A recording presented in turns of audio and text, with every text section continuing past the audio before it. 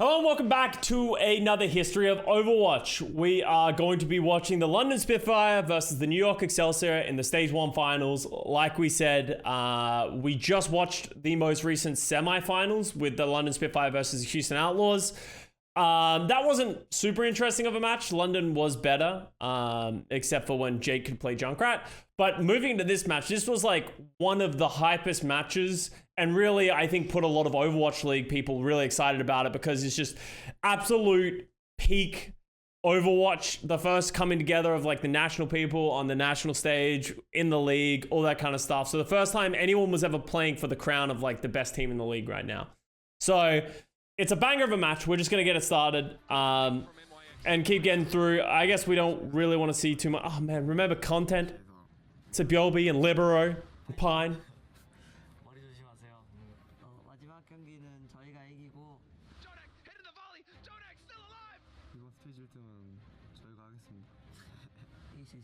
Oh, the good times. So obviously we're in the reason season 1. Oh, look at this beautiful desk. I feel like this was played on the same day that we watched the Houston Outlaws versus the London Spitfire.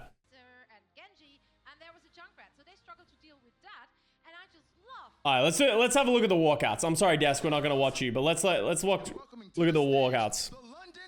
Yeah, I guess has sometimes in the past.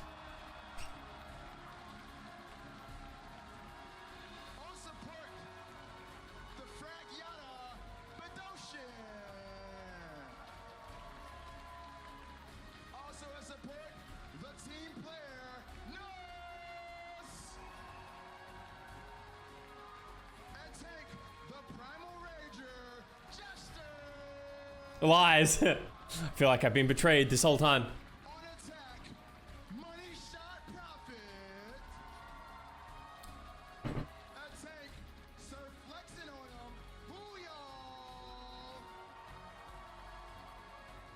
Why you bring it up here? He just called him babyface.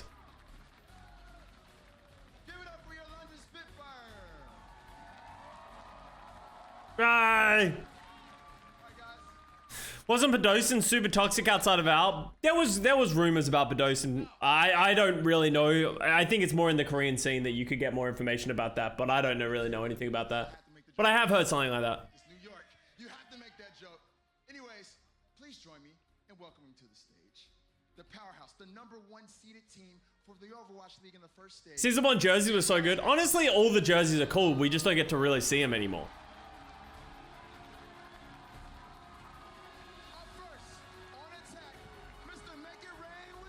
Oh, Libero. If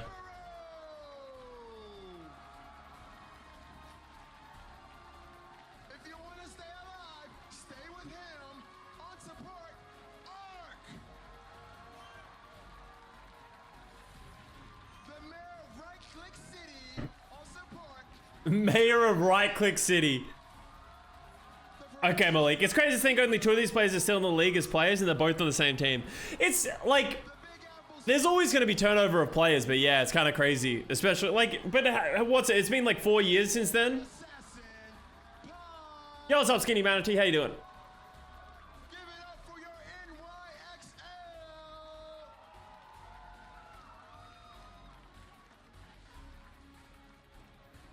Well, as you can see, the boys I miss live Al events. Yeah, honestly said. charged up. Yeah, let's do it. We're skipping forward. Alright, Junkertown first. I don't know how many times we saw Junkertown, but it's good because of Widow. So we get to see Pine Widow. I feel like a lot of people still to this day like to hype up Pine, but they've never really watched Pine, you know what I mean? But he was like electric in the first season, especially when he was on form. Does Pine do Pine shit? Yeah, Pine doing Pine shit's like, feels like a coin flip, right? He either fucks or doesn't fuck. Pine fucks this map? Hell yeah.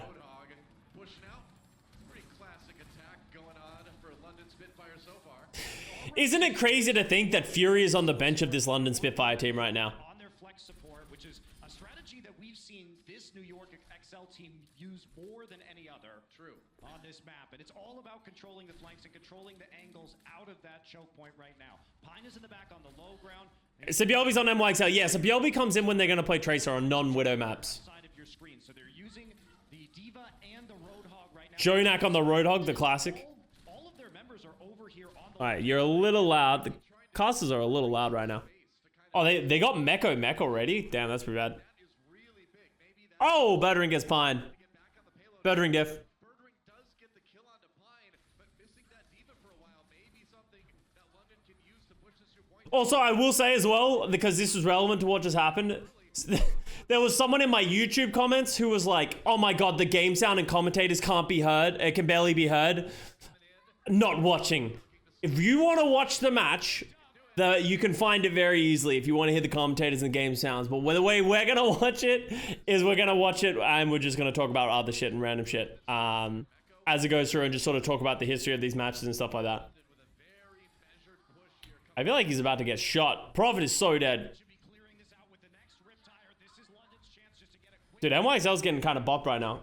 I hear too much, Custa too much. Unwatchable, yeah. Why were flex supports on Hog and Junkertown in season 1? Because what people, this is around the time where Orisa really started becoming popular. People wanted a Diva to deal with the Widow, and just like Diva is just a good character. But they wanted to play the Orisa Hog. So what they did is, for a lot of these maps where you could get a lot of value from pull Hogs, you would play triple tank, solo heal, Mercy. Because the Zen can't really do a lot in that situation.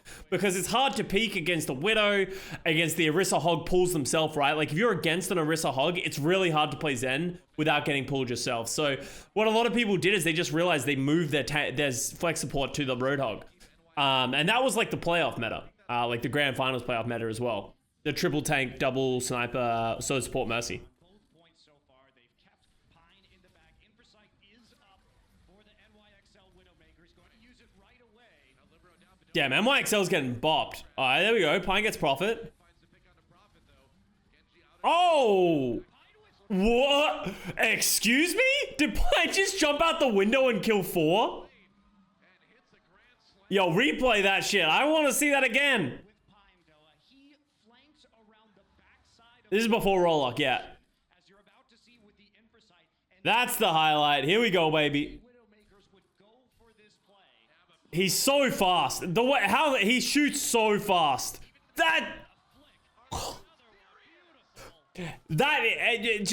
is vintage Pine, right? That when people talk about how good Pine was, these are the moments that they're thinking about, right? When Pine was on, he just did shit that wasn't human. Check him, mouse. It's actually crazy. I actually don't know if this was in season 1, but Pine actually played on a glass mouse pad. I think it was. Someone fact check me on that. I'm pretty sure he played on a glass mouse pad, and that's why he's like his movements are so quick and smooth. Because he doesn't play on fabric.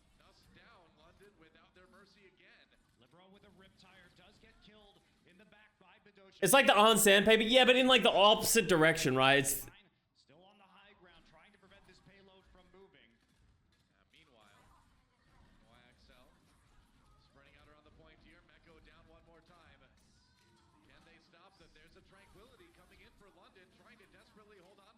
oh, time for some Valk Mercy and some reses. Oh, that was close. He's gonna trance.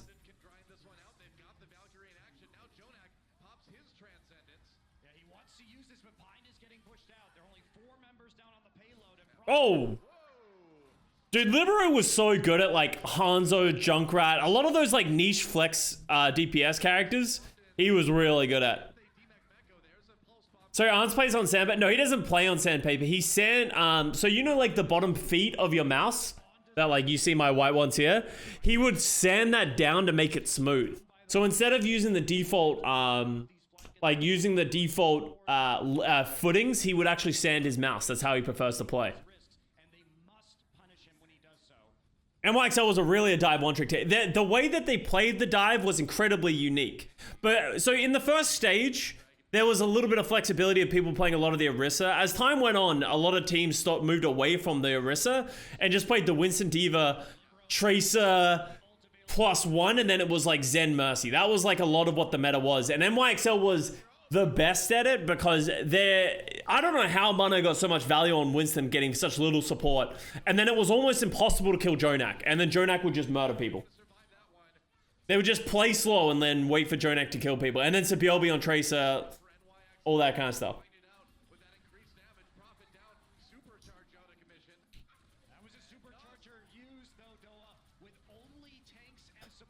Dude, Mecco in your backline. Actually, that was the NYXL backline. What was Nelson Bedosen doing there?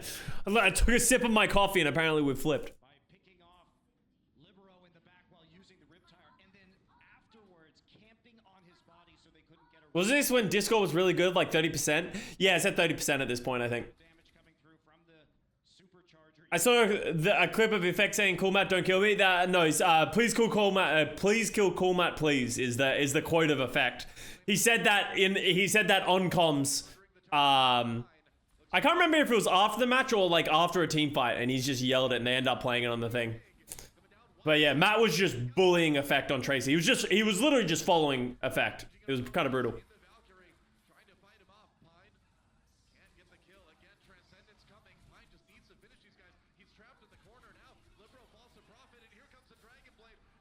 Oh, Prophet, baby.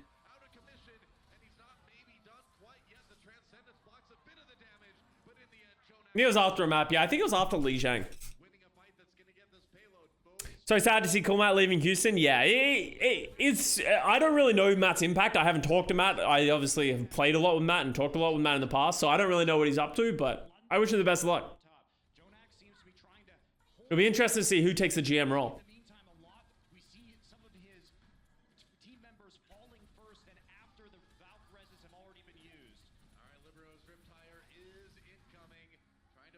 Cool Matt is leaving Houston? Yeah. I don't know if it was Houston's decision or Matt's decision. Oh, that tire wasn't very good. That was no Jake tire right there. Alright, so now we start to see a little bit more of what we, what the dive that was played throughout the rest of the season. Jonak gets Bedosen. First they took away his 69 and now they're trying to take his cool. You can never take the cool out of Matt. Oh, Bedosen gets Jonak, call it back.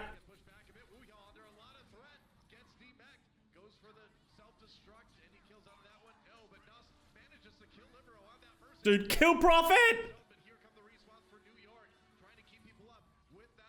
Arc gets Libero, Gesture comes up. Looks like NYXL's gonna hold. Oh, unless... Prophet, baby? Nah, he doesn't win that. There's so many ults going off. Oh! Was that a C9? That looked like a C9. Did they get all three? I don't think they did. Did they? Oh, they did. Oh my god, was that a C9? So not a lot to work with right now, but they do get pushed back at the Jake for GM? Oh, I could totally see Jake going into the GM role, actually, of Houston Outlaws. That would make a lot of sense. We'll see what he does.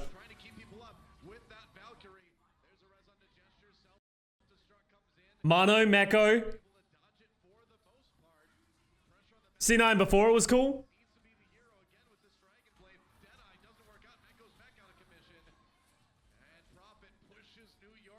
But for who? NYXL C9. Oh, Huya, Pine is so close to it. That was actually such a brutal C9.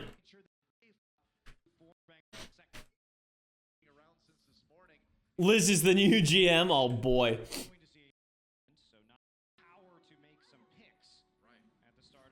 Player GM? Oh, I think Jake would not be. You cannot be a player GM. That would just be ridiculous.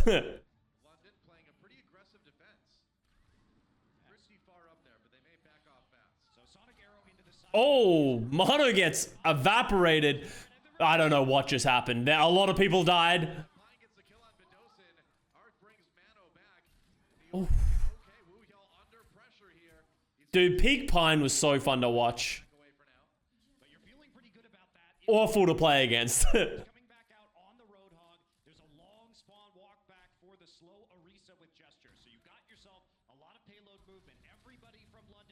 Junkertown is such a 2018. We played a lot of Junkertown. Woo!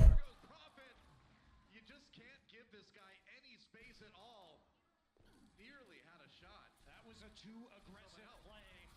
Dude, Pine. Pine again gets in there. How does he even know what he's looking at? But the payload moving. London position. Who was the worst player for you to play against? The player that I hated playing against the most? Funnily enough, it was actually Soon. Before I started playing with him on Valiant.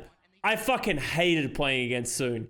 He is so annoying to play against because he's just everywhere. As a support player, he's just everywhere. As well as Jester's ability to rejoin his team. Oh, they're coming in again. London not giving this point up quite yet. Oh, To go. they got the cap. They actually got it. Oh, they did take it. So that actually is going to be pretty rough for London. Now New York winning. See, Pine was annoying to play against, but Pine also used to go missing in games. Like, we had game, like, I remember winning a map of Gibraltar because Pine went for that Spider-Man grapple on the back of Gibraltar 3 times in a row. And they just didn't cap the 3rd point and we just won the map. Convene on the payload. So it's like, as much as Pine was annoying to play against when he was on, sometimes he just, like, didn't hit stuff. He was a very heavily, like, a confidence player. And now the return here with both teams and their Valkyries up. Libero did use the rip tire to make sure The Jonak Hog, yeah, the Jonak Hog, thing of legends. pick off arc and extend this hold. All right, Prophet sending out his own. Seems so much slower. Back in 2018, people didn't prioritize as much map control. It was very linear the way that people played the game. Everyone would move around the map together. There wasn't a whole lot of flanking. It's really something that a lot of people have gotten better and better about. Controlling space and controlling positioning is more important than just like having a shield. Oh, Revived. Making sure it was okay for arc, and now they are going to charge. oh, they're just rolling through now. Man, Jonak finding the hook, finding the kills. Another one comes in. He's got it on cooldown now. Prophet with another kill on the Pine, but the payload not really stalled out too much at all here on point B. What's crazy about Did they speed up Hook? No, so they didn't speed up Hook, but it used to have a much more, Roadhog Diva is their old what's the word I'm looking for? It used to have a bigger grace period, and like it used to just hook and pull a lot more effectively than it does now. It breaks a lot more. that keeps the payload. Bigger hitbox, yeah. Shows you what an incredible wealth of skill there is on this team. As London dives in for the defense here, they've got to start stalling out this payload. Still Oh, there we go. that helps. Bedosian. The retraction speed was low? Maybe, yeah. Meanwhile, Jonak does fall, so perhaps with this transcendence, London can start to push. Hog's gone through so many iterations, it's really hard to know which one he's in at any moment. But Hog is still good at this point. Hit the supercharger just to keep pushing. Yeah. It's not the hugest commitment. It's not the fastest building ultimate ever, but it is something. Ooh, Oh, he's dead. Libero is not having a good time. Oh, Pine gets Nuss. kill onto Nuss too. Which is a big kill. And Nuss going down is the big one, Doa. They were saving that Valkyrie throughout that entire fight, waiting for the re-engagement. Another hook onto Wujong. It's Oh my god, he right clicks Prophet as well. Holy fuck. Jonak is carrying on Roadhog. the kills on Zenyatta, but man, his Roadhog is so threatening. Misses that hook. He gets stuck. Oh! He help somehow alive, takes a breather and makes it through. Man, most Roadhogs would be long dead by now, but Oh no, you gotta hit those. Pine's in corner. Oh! That's just mean. Oh! The support's cornered in the side room. It's just a slaughter hallway. The Jonak carry. The 2018 special. Excelsior are almost at the end of Junkertown. They did, yeah. Zens were just getting rolled by Widows and Orisa pulls. So a lot of people played a lot of Hog. Hog really falls out the meta a lot when people start playing Dive because Hog just starts getting overwhelmed a lot. Oh, double kill from Meko on that Diva. Oh, he missed. Oh, C9. Going to complete it with 4:03 in the clock. There were no tanks left. Not bad. Rest of London, they needed to stay on that payload, so the double kill at the end, not really their fault. That's all you can do to try to stop it. Oh, to see the stage again. Self-destruct and primal rage. You look. Showed us some impressive skills. All right, what are we gonna get? And London, again, with less than a minute now, the doors are open. Oh my. Oh, and Pine, D9 Prophet. Was this pulled pork meta? A lot of teams did play a little bit of pulled pork, but not so. It wasn't heavily pulled pork meta until about stage 4, I don't think. There wasn't as much pulled pork played at this time. Now, so far this map, Doa, Pine has had 17 final blows to Birdring's 10. Yeah, that's a lot of final blows. A few more deaths, though. 5 more to be specific. Does putting the monitor close to your face actually make you a better gamer? It allows you to... Being closer to the screen allows you to see a lot more and a lot of closer things, and you know, it does help your aim. It is not necessary. It can be a benefit. I think a lot of people, like in games like Valorant, where it's about seeing like the pixels and being able to see like react quickly, being closer I think does help. And they're not going to be able to push this. Oh my god, Puya's doing so much damage to Mana.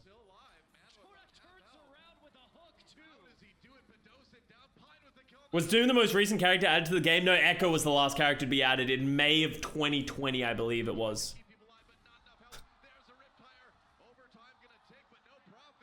Yeah, if you're playing Wizard, you don't need it. Yeah, exactly, right? Like, oh! Damn, good hold by NYXL.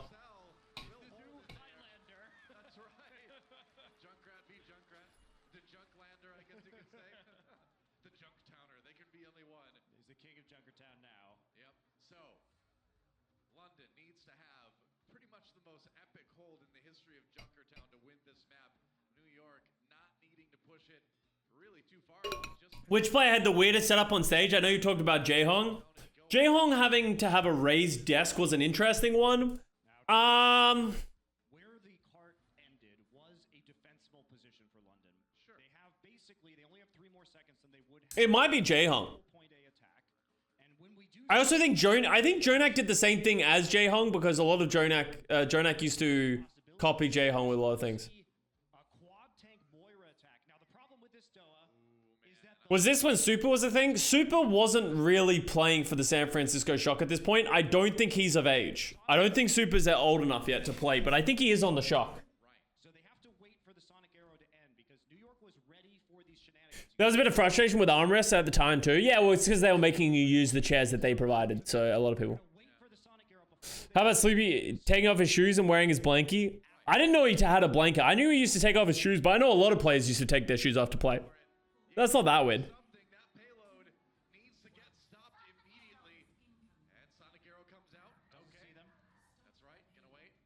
It's almost impossible for London to hold. Yo, Orc Chop, thank you for the 6 months. Oh my god, he lived for so long with like sub 50 health. Was it Gansu or Strike who had a ruler to measure distance between Mono and himself? That was... Who was that actually?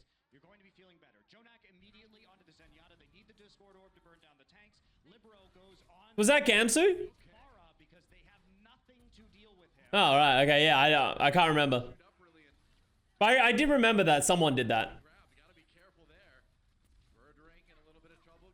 The Farah specialist on Gibraltar. This is what happens. You go Moira Brawl. What did they go? They went quad tank. Moira Brawl. I respect it. But then he just goes, yeah, you just go Farah win game.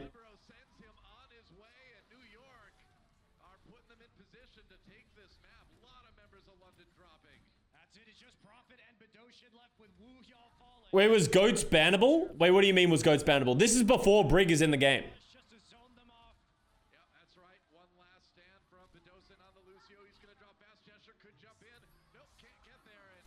Yeah, this is before Brig is in the game. Brig comes in the end of this season.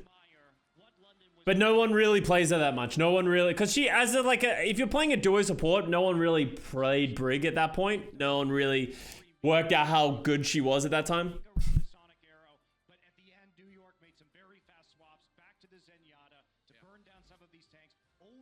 Alright, NYXL gets the first map. That was a good first map. NYXL just kind of rolled on the attack. London didn't really have an answer to the triple tank. I miss Blizzard Arena, dude. I miss Blizzard Arena so much as well, dude. Blizzard Arena was so good. It was so much fun. As much as it was a hard season, like it was awesome. The best Pine highlight of all time, and it skipped. Oh, we watched it earlier. It was nuts though. It was nuts. We already watched it. Colt not being first is fucking weird, yeah.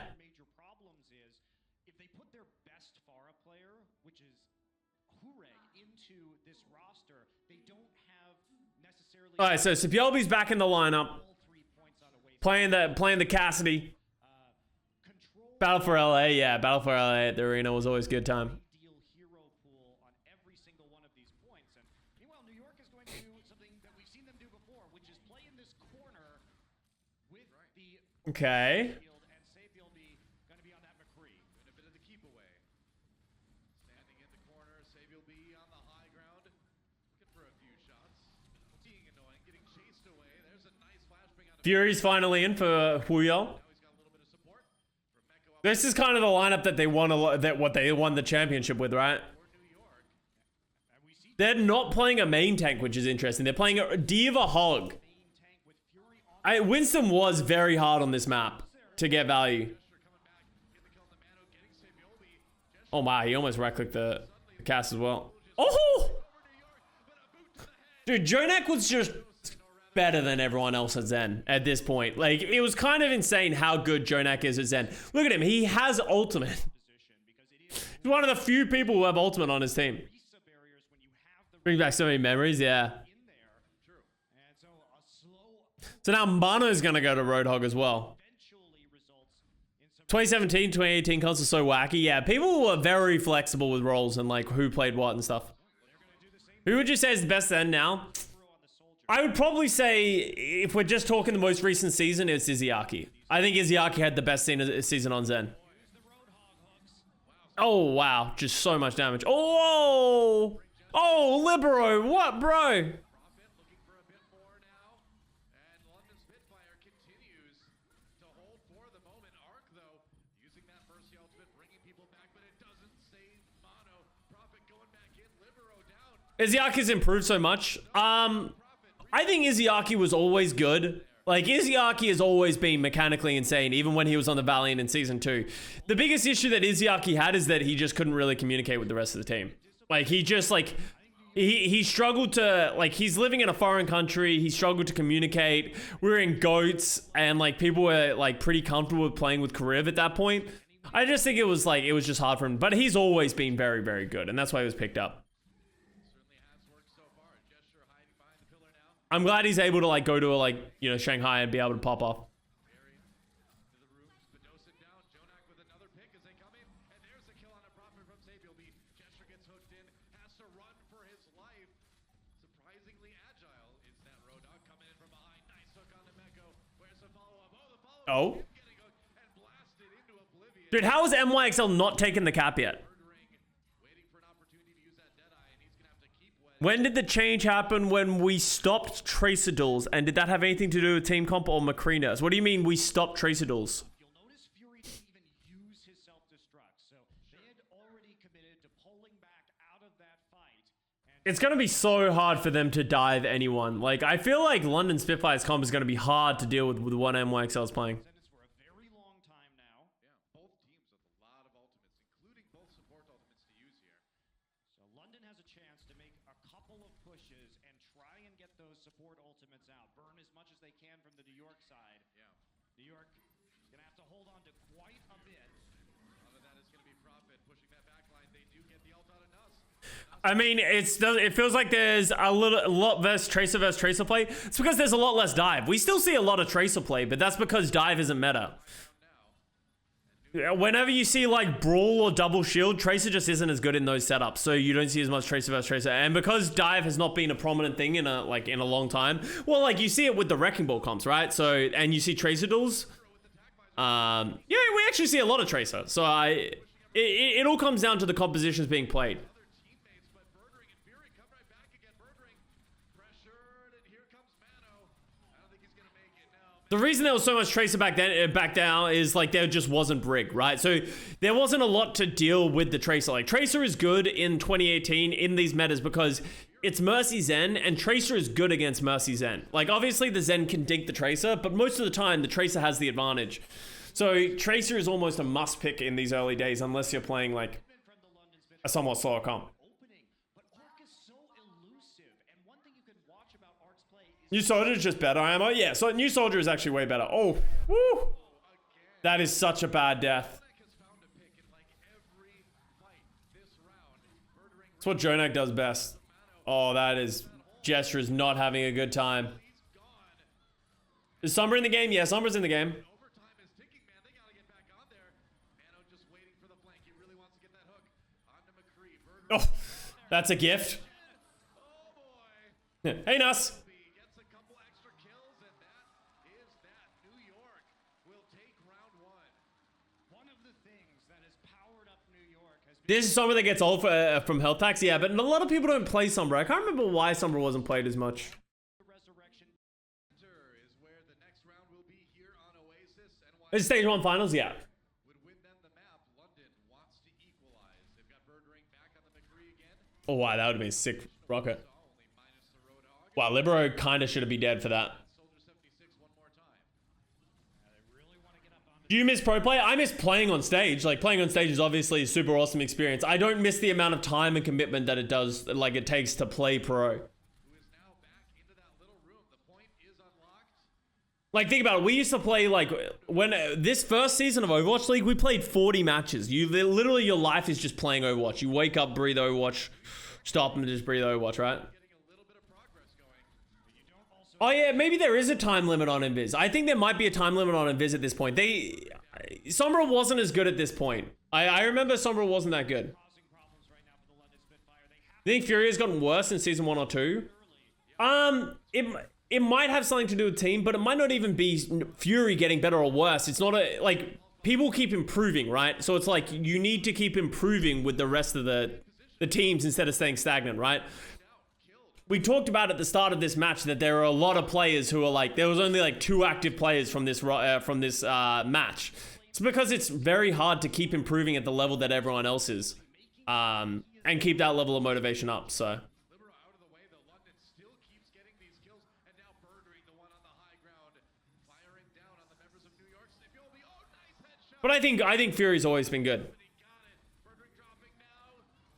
I think any player's ever really regressed other than Flower. Well, I don't even think Flower regressed. I think people had these ridiculous expectations for Flower after seeing his performance in like the World Cup and stuff like that, right? Half health. Birdring going to go out and try to keep protecting him. And it looks like London is going to take the point and hold it. Why was Anna not played that much? Anna's nano currently does not give 300 health. never actually took the point Um, for New York. Had they and Zen's Discord is very high. London sneaks it away. I think you're better off just playing... The Zen's just better because of the Mercy. Because of how strong Mercy is, Zen Mercy actually pair really well together in this current state. Get onto the high ground first. The Discord was kind of necessary. So I think Zen is just in a better place than Anna is right now. Because Anna Mercy doesn't really pair that well together. Because Mercy can do a lot of healing and wants to do a lot of healing, so she gets back a lot. So Zen is generally better. But does give speed boost? No, the speed boost is no longer in this game with the Anna Nano. That got removed way earlier, I think. There goes Mano. So Bedosin Was this? I don't think this is 50% Discord orb. I don't think it's 50%. That seems a little ridiculous, and that was taken out, I think, way earlier than Overwatch League. just on fire on this McCree this round. Birdring has been bullying New York in these choke points, bullying them on the control point, and hitting these shots that make it impossible for New York to control his positioning. No kidding. I mean, every time they It's the double hit scan is just not working because they can't get into the fight. You kind of need to play a tracer. accuracy just makes it hard to get. Was Mercy's OG res every now? No. We're heading into desperation 40 for quite a while? No, I think it was 50 for quite a while. ultimates. They couldn't even make any headway. Better player, Jonak or Jaehong? It depends on the era of time that you're talking about, right? I think Jonak probably because he's had a longer era in the sun and he's been so good in Al for so long, and he was the 2018 MVP. Like, Jaehong never really played that well in the league. But he was also the GOAT before the league, so it's like, depends on what area you're talking about. Trying to get in behind New York Excelsior again. Art brings Jonak back to the frame. Meanwhile, Prophet putting a little bit of pressure on those tanks. We're into OT. And Bedosin coming in with the Transcendence. This is the time to push. Oh, Tries to jump away. Did he actually make it? they just can't get anything. Sibyldi gets a kill onto Nuss, and now New York Does Jonak still play pro? Yes, he is currently on Soul Dynasty, right? He just went to Soul Dynasty with Prophet and Fitz. Sibyldi gets caught by the self-destruct. With Smurf, yeah. Like, Soul Dynasty is the team you should be excited about. For 2 teams that I think you should be excited about this year that, like, might have the potential to take down, like, a Shanghai Dragons, I think is LA Gladiators and the Soul Dynasty. And London loses a point at 99%. Nowadays, nobody misses pulse bomb. People like you just look at this gameplay, and this is peak gameplay back in this era, and they're obviously very good, but it's still nowhere compared to where teams are these days. In the long run, Don't we say that about LA every year? Yeah, but I feel like they've made a lot of the right changes. Like, I like the coaching staff change. I think that's good for the team. I think their roster is like really well rounded now. Like, wait, I just lost headset control. I think there's a lot of good things to be excited about with the Gladiators. I think their backline, they finally like worked out their backline. His shots always coming when you least expect them. you can see right there, trying to catch some of his. Aside from mechanics, I feel like I'm watching modern day Masters either because of game sense. It's amazing how much the skill ceiling is elevated. And that sort of goes back to what I was talking about earlier, where it's like people's positioning, the way we control position was like, look at how chaotic these fights are. Like, there's not as much coordination, but also just not as much space creating. Teams seem to just like run into each other with their faces. New York pushing London back again. At this duel, there was so much time spent by London. Everyone's still on the Valiant hate train. Less so than it was before. Of it. And not only that, they get Nuss early, so it's going to delay his Valkyrie arc. Was Shock the best team? No, Shock was very average in this season. I think they were 8th out of 12th. I think we remember looking at it. Shock was not good this year. Final fight, just like we saw in Gardens. Both teams have both support ultimates, so it will be another crazy, huge ultimate. And that's why you can only say you're a Shock fan is if you're a Shock fan of season 1 when they were just wet garbage. They were really bad. Like, they were like Dallas Fuel level of bad. Maybe a little bit better than Dallas Fuel. Out of there. Oh man, but he's got a raging game in the corner with a gesture, takes him down. Overtime, it's 99-99. And both Winstons going crazy now. Here comes a Transcendence. That's going to let Nuss get in there for a couple reses. Gesture brought back up again. Guys, did a lot to raise the level of teamwork. Yeah, it just sort of changed the way a lot of people thought about the game. Back, nearly D-back. Now he gets popped out of there. Sabiolby turns around for the Profit! healing with the Valkyrie, but it's Oh, this is when Sabiolby started to make his name of like just being like the GOAT tracer. He's just unkillable. Oh, Bedosin down. That's one support out of the way. Nuss just trying desperately to keep London's hopes alive. Bedosin this pulse bomb needs to be fucking enormous. He got another one. Oh, and he sucked a soldier. He's insane. He's so good. He's just so good. soon start to tick quickly. He's just better. New York Excelsior both times bringing it back from 0 to 100 to win the round. They are up 2-0 in this finals. And as cool as what Sabiolby did on that last point with the Tracer to clean up that fight, Mono knocked Birdring with Primal Rage off the map, which made him unable to be resurrected at the start. So there was an extended period of time with All right, let's skip forward. 6v5, which Let's get the gameplay going. that event. Oh, god damn. Sorry, PTSD just kicked in seeing this fucking map. I forgot about this map. Play another map, but no. Oh, god. LB crowd. That's right, not in the finals, Monte Cristo. New York Excelsior could take Fucking Horizon Lunar Colony, bro. London on the verge of being defeated. They must win Horizon Lunar Colony if they want to keep this finals going. I think I'd like to see this finals keep going a bit more. Hey, they could draw it. I don't. There are several That is options. true. There are That is several true. options. All right. Was this loser's pick? That's right. I believe so. Last hype filling. I believe the stage playoffs were in a loser's pick. You have to choose from, like, you're in a map type and you have to choose the map type, but I'm pretty sure Defense London's the regular season was on a map schedule, they started. They're going for if I remember correctly. so looking to hack the health packs, use that EMP to take a point. Yeah, we'll see. Loki, like this map, you obviously didn't have to strategize for it then, because strategizing for this map was a fucking nightmare, bro. In position True. than normal. All right, Translocator. Hey, it's Giannis. Oh yeah, that's true. Giannis. Around once again, Bedosin invisible going to be doubling. They're giving up, NYXL is giving up so much space. I really understand why they're giving up so much space here. Things, but there's no follow-up damage, so value there We just saw the invis timer? Yeah, so this is the timer that we were talking about with Sombra, right? now, and look for a This is why Sombra was a lot worse. You can only be invisible for a certain amount of time. Ooh. Taken up before he can translocate. Mecca right What is this flicking of Birdering's aim? now. Birdring really He does not aim like that anymore. Very questionable Sombra play. Hanamura isn't. Yeah. Like I hate all 2 CP equally. Side of the point on the But yeah, a lot of people. This map is one of the bad ones. locator is a dicey prospect. It's a bit on the risky side. Profit. All right, Ocean has EMP, so this is going to be their This time. is before the rework. Yeah. New York is stretched out behind some of the terrain by the mini health packs. It's going to be hard to get a good one. Good to go. Gets in. Gets in there. There's the MP on the Jonak. Taken out immediately. And literally the only reason he gets that EMP is because of the ult charge you gain from the Mega Health Pack. And so I'll explain it again for people who didn't play back then. With Sombra back in the day, if you hacked a Mega Health Pack, they would get ult charge for essentially the healing done when someone grabbed a hacked health pack. So you didn't have to charge it like normal means by just like shooting at people. You could just charge it by people taking a health pack. So you would farm it a lot and then just blow it on the Zen. And because Zen Mercy was so prominent, it was actually a pretty big a pretty common strategy.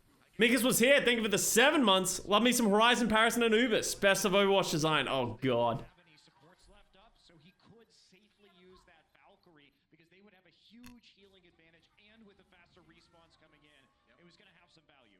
But they did use it just to take point A. Anubis Sombra was the OG. To that attack, a bit of a sloppy Sombra from the side of London. Bedosin back on the Zenyatta now, going into point B. NYXL nearly has both of their support ultimates ready to go. Libero Oh, but Dosen gets a Bjolby. with the pick onto Sabielby. Here comes Riptire. Oh, murdering. That was a Tested out. beautiful shot. It was chasing Prophet across the map. Yeah, saved his tracer there. Certainly did. Sabielby back up now. Oh, Giannis is dead. Giannis! But Fury Mano would never do such a thing. ground. All right, Birdring has to back away. That self-destruct, a little bit of a scary thing to deal with. He's back in action now, taking shots. Can't find the kill into Arc, though. Arc down to like 10 HP. It's super low right now. No ultimate to speak of. Meanwhile, Mecca Aye. Buttering's playing SMG Widow, my kind of style. through, but London Spitfire picking up some of the kills. Did you just... Trying to pick Arc out of the air. This is ambitious. I like it. Going after Libero. Oh, and he gets taken down. London. Wait, are they still doing this? Buttering got res. They have Valk going. Excelsior bottled up back at spawn. Good play by Ark. Second Valkyrie right now. And Arc Damn, NYXL got rolled. I think they had to Valk too early, which was a problem. bumped them off. Crypto millionaire, yeah, I believe Libero is doing very well with crypto right now. I think that's what he does now. Coming into force book If I remember what I heard. Old Horizon is slightly worse than New Horizon. Horizon is just a bad map. Objectively, Horizon and Paris are both just bad maps. Regardless of aesthetic, we're not looking at aesthetic or anything to that. Just we're talking from pure game design. Poor maps. New York Excelsior on the attack. Here we go. London Spitfire opting for that high ground defense this time. Gesture gonna London put in Fury in for Wuhua, and Janice and Vermano begin the reverse sweep. Easy clap. It will be the high ground defense this time. Okay, the Orisa Hog. And yeah, this is like, I don't know why. This is generally the more popular defense that people played. Because if you're playing the dive, it was really hard to get your dive in. Oh, wow, nice shot. Now Birdring low health has to back away. Jumps over to his mercy. Because you could never cross without getting killed by either the Junkrat, the Widow, the Zen, or the Orisa Hog, right? Took a lot of damage. He had to This is a pretty good setup by NYXL right now. But they're just, yeah, not getting the kills. Earl of elimination comes up big. And Birdring with the headshot onto a trap Libero. There's nothing sadder than a trapped Genji. Because, like, where do you go from here was the problem, right? You can't go up these bottom left stairs against a Junkrat. It's just too much damage. So you can't play like a slow comp. So you really need to dive. But it's really hard to dive from a choke where they know you're coming from. Your Winston just gets murdered on the way up. So you need to get people to get in flanks, but it's so hard to get people in flanks. If you just control people from being able to get in anywhere, you just lose. Prophet already had And there's so many teams got full held here. It was like crazy. So that's what you do, right? So you do the basic dive. Oh, that was that. That was lucky that Birdring just missed the shots. All along, and now Bedosin No! Oh, Prophet got greedy. around doesn't work. Janice there to finish. Is Ark alive? Nuss alive? How close is Nuss to Valk? Oh, Nuss has Valk still? No! Even with such a good early start, they couldn't close that out. beat a hasty retreat back to And your monkey, yeah, monkey has to deal with the pocket hog. Yeah, like you just got like someone's gonna get hooked on the way up. Be a bit more pressure on the actual point itself, and he needed to make it back more quickly. So 2 minutes. If you're, yeah, I remember that Haggis McSwaggis. it's going to be harder to hold this high ground with the Tracer, though. Was Symmetra not a part of offense? No. So Symmetra, I actually don't remember what form of Symmetra we're in yet. I don't know if we're in the form of Symmetra that you think we're in. I don't think we're in current Symmetra. Brought back up by London, trying to still keep defending both Mercies, bringing people back to the fight. We are not. This is 6 turret sim. Fleck maybe a chance here to pull it out. Shield gen sim, I think. Waiting for that Mercy ult to end. There it goes. Fury with the kill to Janice. Arc brings him right back up again. Oh, that's a nice. Libero coming in with a bit of protection. But Dosen dies. Dosen dead. He can't use that Zenyatta. Yeah, I don't know how that happened, but Dosen dying without getting the Transcendence up for the blade should be free low. Remaining Doa, and they had to use it all. They had to dump all. June 2018 was sim rework. Okay. You play this dive style, you want to snowball. That's the intention.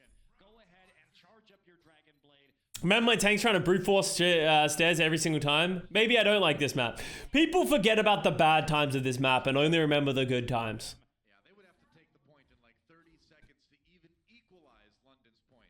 But look what they're doing. They're going to play a high ground poke attack. So they go back to Libero on the soldier. Like Okay, they go to the double hit scan or Orisa, yeah. on the McCree, and they're going to I like it, I like it. this Orisa barrier. That's right. It's high to noon now for Stable B Definitely high dude. until he builds up a little bit more. Stay behind the shield. The dive coming in. Goodbye, Birdring. Jonak. The Prince of Pigs grabs another one. Birdring back in the fight, though. Oh, NYXL kinda doing it. Jumps onto the point. This is it, man. They gotta try to Dude, Bedosen's got to use this trance at some point. Oh, there he goes. That was actually a really good trance in the end. that transcendence. Because that should give him a lot of time. Getting any more progress here. Sabielby still firing away, however. Sabielby's just not missing. There goes Gesture. Stable B. Oh, dude, Sabielby's doing so much work. Jonek goes down. Oh, Ark has Valk though. That's like impossible to live. Jonek goes down. That's another res though. Alright, so now any kills they get will actually count. Oh, to have Mercy. Flashbang. It's a celebration. Alright, Valk Ark. Coming around. Alright, Birdring up. Birdring back to the fight. But there goes Gesture up. Oh, Jonek gets pulse bombed. This is going to be the most 2018 form of Overwatch hold ever. No, they can't do it. Libero still. He's working his Literally, they all die, and then the last person alive is Nuss, who just Valks and then reses everyone. matter. Gesture down. Fury out of the mech one more time. Turns for the kill. Mecha with a self-destruct onto Birdring. And Nuss Oh, Bedosen gets him another transcend. Dude, Bedosen got another transcendence. That's actually insane. How much damage is Bedosen doing? getting there just in time here.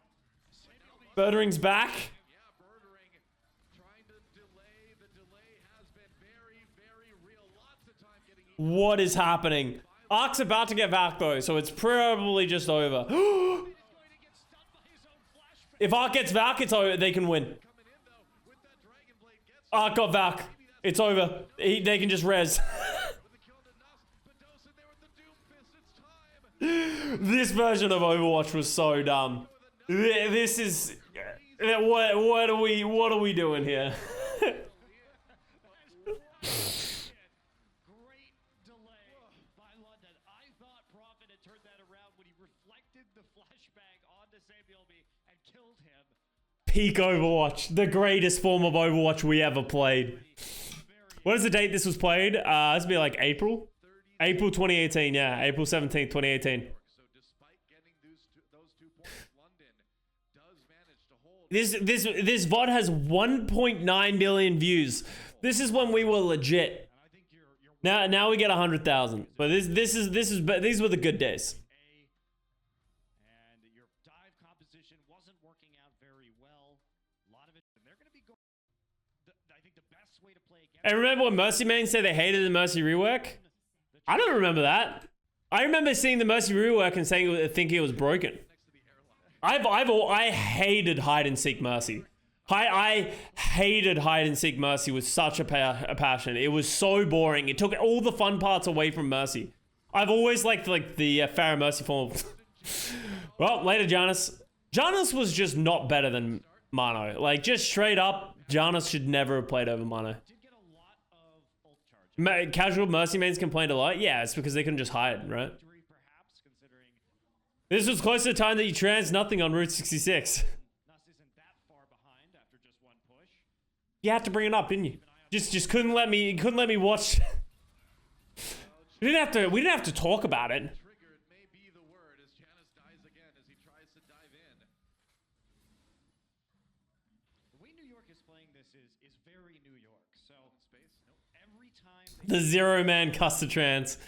People do this all the time. they're Winston at the high ground while damage boosted Jonak and said, okay, Jonak, why don't you find somebody who's out of position and get the pick? Good luck. Janice comes in again, already down to half health. Oh! Alright, good dive. Oh, losing Jonak early though. Like, you could see NYXL did a good job of getting, like, everyone around, but then they just... Losing Jonak early is going to be brutal, because they can't lose... Ooh! A shot there. And maybe, yeah, looks like London's going to defend again for now. They're going to have to pull back. Yep. Mecco. Oh, that's a big stag. Yeah, Mecco really needs to Matrix Janus on the initial dive. He's getting shot before he throws out his bubble. This is a big window all of a sudden for the New York XL. Birdring has to They cannot get sniped here. point right now. Oh yeah, you can tell London, everybody else on that team backing away. They gotta get the Mercy and the Zen back to the point as fast as possible. Is this Season 1 Shanghai Dragons? No. Got that one, Birdring. Trust me, Season 1 Shanghai Dragons was brutal. Oh, nice. Cute. On the Libero. Oh, nice. Feels good, man. But meanwhile, It was, like, not close. trying to get there in a hurry, but Libero falls, so it doesn't look like they're gonna be able to really. I actually can't remember exactly what Matrix we're in. I'm pretty sure this is all, like, fully charging. I think this is current Diva. Maybe with some armor and Matrix time change, but it's pretty close. Full support. Oh, Jonak got Nuss. What Yeah, Nuss dying is really big. use the Valkyrie, but Docent pops the Transcendence, but the rest That actually might give them the opportunity to open up the door. Oh, Libero! is that hook, but there's a whole hog. Gonna try to go in. Gonna try to push. Mecco back again. Down to 2 seconds. Wobble, wobble, motherfucker. Still standing for the moment anyway, but that's 1 tick, 2 ticks, and it looks like New York may just have point A here. Oh, here comes Nuss back with the Valk, though. The Transcendence, so even though London's coming onto the point, Yeah, they're gonna try to hold it with the tanks, but Get gesture up. Alright, double res. Classic. Bettering flank. had that Valkyrie. He died early in the last fight, but now he's back with the Mercy. But oh, Oh, the Sabiobi Trace is going to do it to him. Oh, Prophet. Ozark Prophet though coming in on the jungle. Oh, no supports. It's over. Winston gesture still there. London defending for now. Oh, baby. London. Yo, Napoleon Old Major. Thank you very much for the first up. Whatever happened to Nene? He just never really made his way back. Thus, in the nick of time, had a couple of tanks to resurrect on the point to stall it out for the rest of his team to show up. Weirdly enough, Nuss dying. I think this is 4-second Matrix. Yeah, I can't remember exactly where we are, but it's close to around where we are with current Matrix. Better support ultimate than either of the other all the other supports had. Yeah, by that token, though, they may have been able to full hold if Nuss had stayed alive. So, I suppose. hard to say. It wasn't a full hold. It was 69.3%. So, a little Nice. over 2 ticks. Birdering still playing? Yeah. Doesn't of the other. Birdering is on... Wait, no, Birdering tied. Sorry. At the end of the day, London with a lot of time in the time bank to just take part of point A. They only need a little. Bro, Matrix was 15 meters and 4 seconds long. Yeah, it's been nerfed over time. They've tried to keep nerfing the Matrix as time has gone on because it's just like she's been meta for so long. Okay. And I imagine Wasn't there a player in Season 1 that was also a professional poker player? There's a lot of people who are like Overwatch players who played poker professionally. Some probably to different success. a lot of time. And they collapsed really well onto Bedosian when he attempted to hack that mini health pack. But This is pre-2CP changes. Like their overtime spawns and stuff like that don't exist in the game yet. back and play around that on the right side of the map right there. Yep. Here we go. London coming out of the point. They're probably going to know exactly where New York Excelsior is. I mean, Bedosian just goes straight in this time. Yep. Last time he tried to get some hacks off before getting the pack. Did delay them on Dude, look how much space NYXL is giving up. I remember teams Thank used you to very do much, this. Money. Oh my god, that was so loud. I remember people used to do this so much. And I never understood it. Like, why are you giving up so much space? Remember having arguments with Dallas about this. It's like, why are you giving up so much free real estate? Just so your backline can have a defensive mini. Like, On that Arisa, Mecco backed out as well. London getting a little bit of time. The awful new Matrix movie? I haven't watched a new Matrix movie and I don't plan to. Matrix exists happily in my brain as a good thing, a good time. I don't want to think of anything more. Long walk back. Gesture brought back to life as well. Yeah, see, there's missiles. So Diva has missiles. All right, so there's Tracer being a bit annoying here. I think this is 2-second Matrix. He's made it all the way back. Yep, not too surprising. They've taken a lot of time. Janice Oh, with a big pulse bomb coming. big EMP. This should be free. Oh, he didn't get Jonak though. Less free. For Bedosin, they need to capitalize on this. Fury down already. Oh, that was a force. Finish off. New York starting to swing the fight in their favor. The EMP the support Stoa, but they didn't capitalize on it. Jonak stays alive, and Arc was already in there. Yeah, I think it's going down pretty quick as well. I think this might be 2 seconds. They've had enough of that. Bedosin over on the Zenyatta now. No more somber shenanigans. They are going to just The bird ring Genji, the thing of legends. murdering on the Genji. New York, though, Why aren't they combo ulting? Combo ulting was a lot less popular during this time. to get that EMP down. People have like basic combos in their mind, but for the most part, it was there's not a lot of things that you could really combo back here, right? Like look at the ults that everyone has. There wasn't really many combos that super existed, but they're definitely the coordination between teams is nowhere near as good as it is now. If they don't win this map, Georgia Epic, thank you for the gifted sub to Epic Panda. series, Libero takes out Bird Ring. Epic. Still has a Alright, NYXL gets a free fight. Oh, Jester's gonna use the ult. taken out action. Oh, and they got the Transcendence. Primal Rage. 2 minutes remaining. Getting the Transcendence out is pretty big, but they didn't really get many ults for that. Libero is murdering Profit in this match. Oh, the delay. Oh no, this is going to be a long stagger onto Fury with under 2 minutes remaining. Fury is what I'd be feeling right now if this were me. Yep, Libero finally finishes him off, but again, a massive, massive stagger. That's going to eat up even. Why wasn't there as much coordination then? Just not enough time? It's just early in the game, remember? Like, the game is evolving and changing so much. Like, people are just, as time goes on, always going to get, oh wow, that's an important kill. That's an important kill. People are always just going to improve at a game as time goes on, right? That's the near D-Mac. Oh man, I thought he might get him here. Arc comes in for the reses, though. Savior being Janice back in action. That was a good Diva bomb. Didn't get anyone though. Meko taken out by Bedosin again. There's a big hold. Where's the follow-up damage? Janice backs up. Going to go ahead and try to They're in trouble. That's crazy how they get 2 picks like that. NYXL was on such a good hold. right now. There goes Arc, and they may have just barely done it. Desperation from New York. Jonak still there. Libero runs in, immediately taken down, and that will be at London. People didn't really practice ability sequencing / coordination. Okay, here's my thing. I disagree with that. People knew ability sequencing and coordination. People have been Graviton Surge, Farah barraging, or Graviton Surge, Hanzo ulting. The thing is, people just didn't really build their comps around that as much, and people didn't really stick to comps. People were way more flexible with the compositions that they used, but people just over time became better players and were able to do that more naturally and that kind of stuff. It was just... The game was so new back then, and there was so much always changing. Remember, the game was so free-flowing than it is now. Like, in 2.2.2, you heavily lock and limit what you can do, and the flexibility of, like, things that other people could counter you with. So it was a lot more people playing on their toes back before roll lock, than really just finding something that works and just sticking with that. Onto the Junkrat. Eventually, London. Shout out to Beyblade Meta. Yeah, like, Beyblade is a great example as well, right? I feel like people were more rigid with their coordinations, less so just like on the fly of like, hey, we should put these 2 things together. Still, London, I expect getting ready to rumble. London on Why wasn't Xayah played as much at this point? We saw I can't remember. with I think Xayah got rolled by Discord. defense when they I think Zen was really strong, like Zen Mercy was really strong, and Xayah just didn't. Xayah just doesn't offer a lot. Brawl wasn't really as popular, so people just didn't play it as much. running all over the place, trying to find some angles to use the biotic grenades. And Janice is an anagram for J Anus. you, Hello?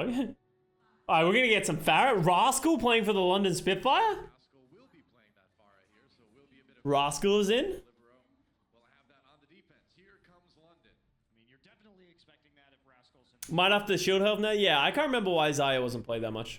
probably not going to see any of his weird specialty heroes like Mei on Numbani. boost strat on Nambani. That was Libero, though. I was going to say, I know, but I'm saying it did exist. It did exist. Yeah. So the initial poke. Zai is one of those heroes either obviously mandatory or obviously trash. It really comes down to how your team is playing. But like in a dive meta, right? Like Zai is just hot trash First blood here in most of the time. Excelsior. Rascal still trying to fire through the Also, I actually think a big thing here, if you ever decided to play like Ryan Zaya or play Zaya, this is back in the times where people would just switch Pharah. People switched Pharah all the time. Just to counter you. So then you would have to go Diva and stuff like that. Just zone out Bird Ring right now. Well, here comes the dive. Okay, Janus going in, forcing Rascal to back up. Rascal's a 3-time champ? Well, he didn't win in season 1. He gets dropped after this stage. No, he doesn't. And they Wobble wobble, motherfucker. actually push out the supports here. So the stream of healing has been constant. Pyrus, thank you very much for the fresh sub. Welcome to the fam. Get the DMAC though, not quite yet. Onto Sabiel B. Whoa, that's brave. Not sure if that was intended, but Sabiel be going wild with the nano boost. Can he get the kill? Oh, Swap coming in. A tag on the gesture. There's a res immediately. there's a res though. Then uses the The classic where it was just better for your Winston to die than value getting just healing him up. I do not know. Jess just did it again. Boost was meant for Sabiel B. I kind of have my doubts, but London, no doubts about the picks that are coming in. Although Libero does take down Rascal. This is the first bit of Ana we've seen today though. Ana Mercy. Kind of grinding this one back into their favor. Hard. I think the reason a lot of people played Ana on... Are they on defense actually or are they on attack? Zone on the point needs to get more of his teammates there. There's no supports left from London. This is defense, right? Yeah, because the reason people played a lot of Ana was... One second. The Ana would play bottom left here, right? And you could play on the Jeep and it made it really hard to dive because not many people could like... Remember, this is before Wrecking Ball and that kind of stuff. It was actually hard to dive that far. So a lot of the people like to play the Ana really far back on this Jeep and then you'd play the Pharah Mercy with it. Bit of a staggered spot for London to deal with. So even if you committed so much to try and dive that Ana, their Mercy could res him anyway because he's in a very protected spot. Nano boost again. Yeah. You talk about this guy's Zenyatta a lot, but his Ana is actually very, very good too. Why do our teams scrim? You don't see NBA or NAL teams playing the week before. It seems to destroy the excitement of live our sport because teams know what heroes will be played.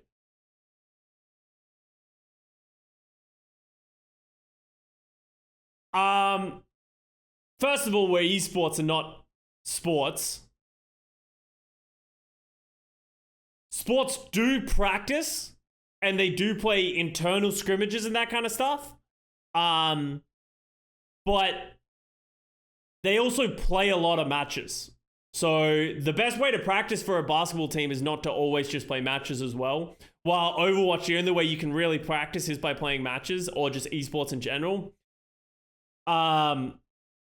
It's just the best practice. And the reason our teams scrim other our teams is that's the best practice. There is no one outside of our that gives... Well, there's very few teams outside of Overwatch League that give value of practice. In terms of the idea of hero picks,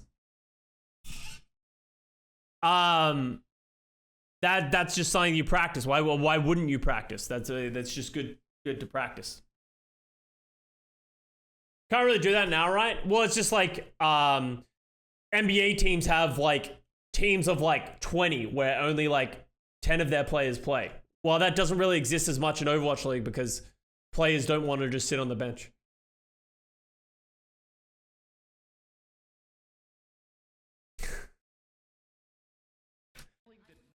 I tried to answer your question as honestly as I can and respectfully as I can. But yeah, I think one of the biggest things mistakes that you can make is thinking that esports is the same as sports. Esports is not the same as sports in so many different ways. Obviously, it's competition and there's similarities there. But for the most part, esports is just a completely different thing where skills and other things need to be honed in a different way. So far. And he's done 3 times as much as Bedosian. Wow. Not bad.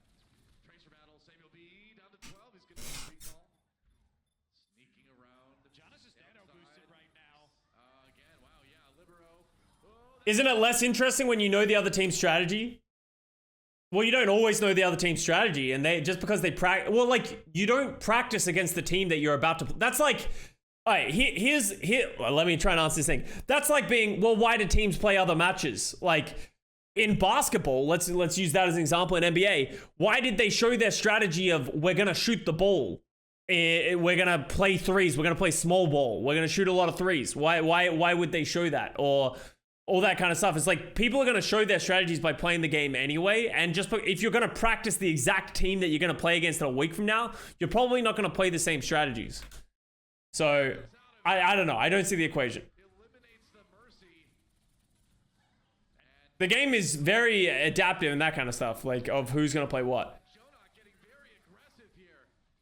This has been a great map for New York, and right now London can't find their way to any of these support kills because Boy, headset. and Arc are playing so far back on the low ground that every time. So you can scrim against invent the temporal internet? Yeah. Well, it's like the question. Okay, so the better question to that would be, because we're just gonna go down this rabbit hole, is if you didn't scrim other OWL teams, how do you practice? How would you ever practice if you didn't scrim other OWL teams? Fuck it being exciting or anything like that. Like, how would you practice?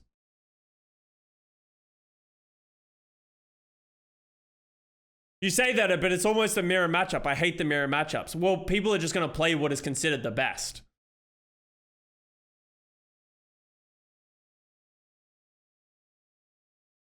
Like, like, regardless of if everyone's practicing against each other, people are just going to see what other people are playing and play the style that they think is going to win them the game. They drew out the transcendence, so now we're 50 seconds.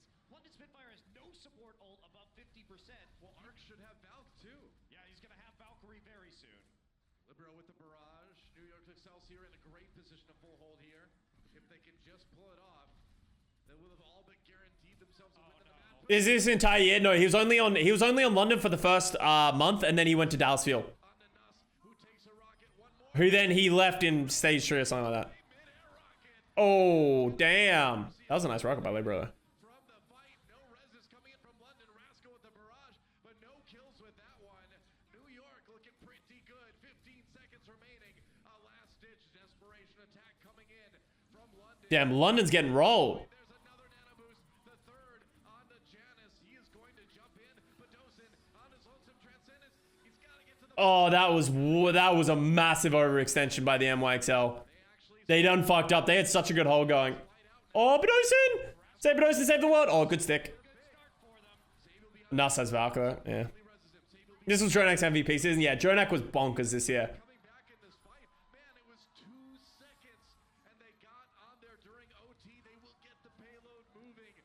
Barely avoiding. Teams do try out different things in scrims too. Yeah, it's like, At exactly the as I said, I don't agree with the point of like, that just it's not entertaining, but scrims are the best way to practice. You guys also don't really know what happens in scrims and stuff like that as well. Like, so back to a more standard composition.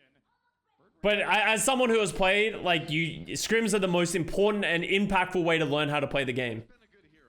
Coordinating and playing as a unit is like infinitely times better than any other form of practice that you can play. 2 minutes, but this point is one that almost nobody gets held on. New York wants to change that one, though. Is they're going to jump in Janus low. Janus just, that was almost free. Oh, that was... Full rage. Badosin taken out here. Good start for New York in the fight. Rascal zoned out. Why are they still trying to push Mano over Janus? A lot of teams tried to do this early on in the Overwatch League, where they were just like, we think this player, like, oh, this player is better on this map, or this kind of stuff, when it's really like, no, the other player is just a better player. Just play the other better player. Self-destruct, I believe. Yeah, Mako And we've learned that these days, right? Like, most teams don't switch their main core 6 out, and generally if they think they have a better player, even if there is another good player on the bench, they don't play them very often. Unless they think it's going to be a big switch. But back in the day, in early 2018 Overwatch League, people would just switch people in from map to map with almost no rhyme or reason. That was a good stall Greasy Cleric, thank you for the 8 months. into this fight with attack visor. How does Scrimbucks work? What's up with that? Scrimbucks are a more of a joke type thing, but essentially Scrimbucks is just really going into a season or that kind of stuff. Teams and players just talk about how they're doing in scrims and stuff like that, and teams say, oh, like, this team's doing really well in scrims, and that's what matters. So it's like, if a team's doing well in scrims, it's a good positive outlook of how the team's going to do in matches. But obviously, sometimes teams have been good in preseason and scrims and then not done well in the season and stuff, and that's why it's kind of a meme. Another chance to stop it, though, to stop the attack from London right now. Rascal with that attack visor, though, and For a while, Shock seemed to switch a lot every map and we're doing well. I disagree with that because the only time I think Shock has ever really done a lot of big switches was in 2020. And that was when they had a dive roster and a brawl roster.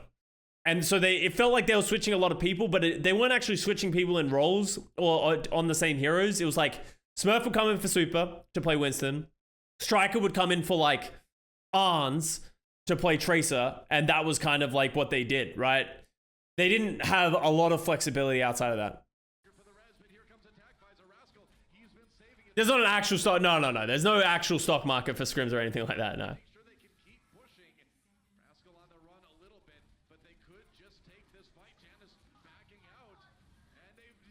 Thoughts on the NYXL roster? Potential to pop off. The new one?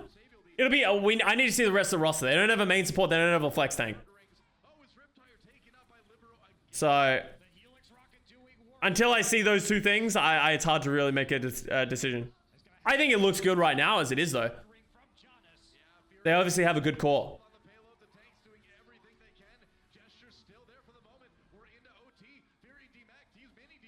Alright, hold on second. You very rarely see a hold on second.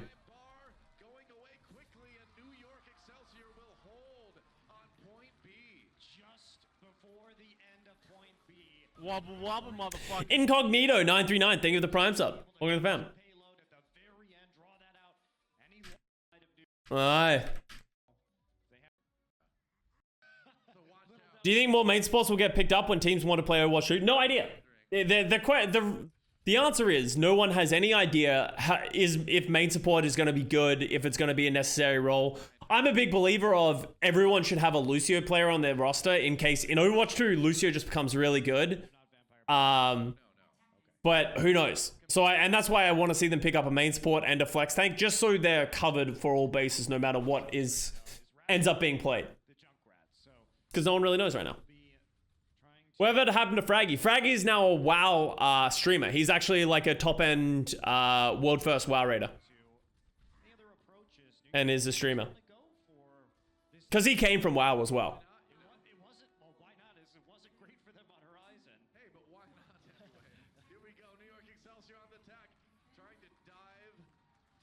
And the boss for, yeah, he plays Final Fantasy 14 as well. It's actually super sick, yeah.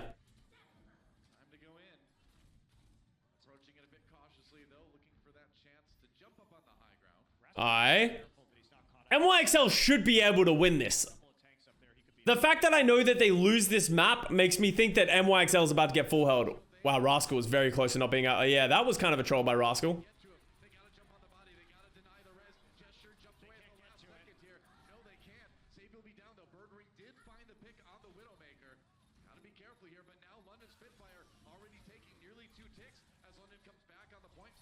Wow, I can't believe they're gonna hold that. That was a good slow down by the London Spitfire because they were not in a good spot. And it looks like London could hold. We'll see if New York can extend this push. It's gonna be tough. Jonah getting a couple kills. Oh. Dude, Birdering is the body shot bandit right now. I'm surprised he committed the Valk there. I don't know why Ark committed that. Oh, those are the kind of shots people don't miss as much anymore, right? Like.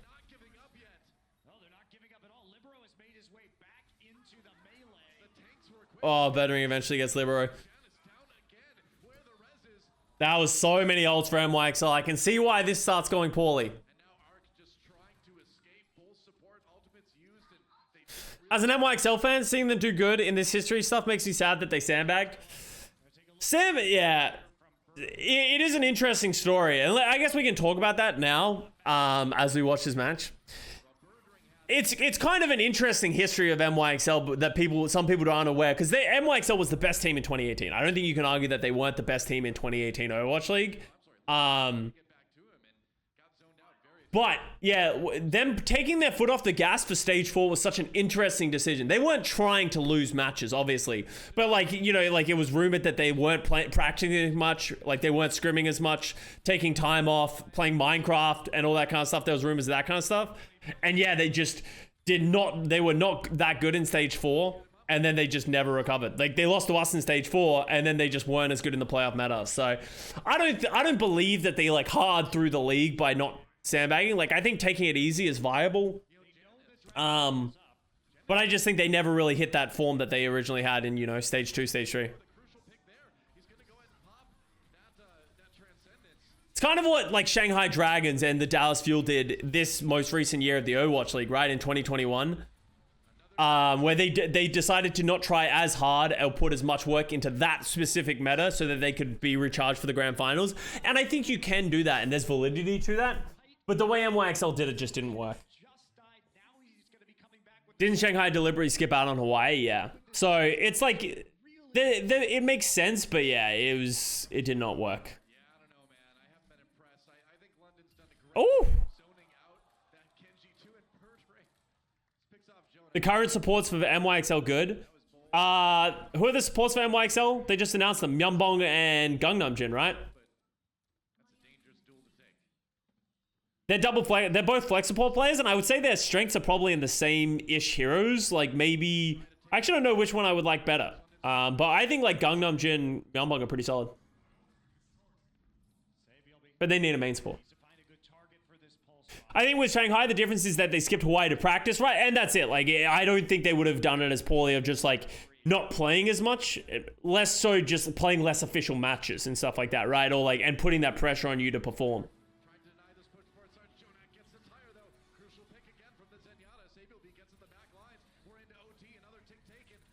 Aye. Oh, Jonak just getting bullied. Are they gonna res Jonak again? Alright, they finally get Rascal. That was a good aggressive play by Rascal. Oh, nasty stick by Sibyolbi. Dude, Sibyolbi was so good.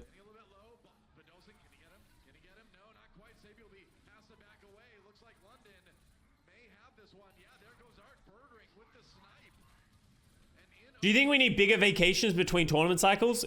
Here's the problem with the idea of vacations between tournament cycles, right? Wait, let's watch this.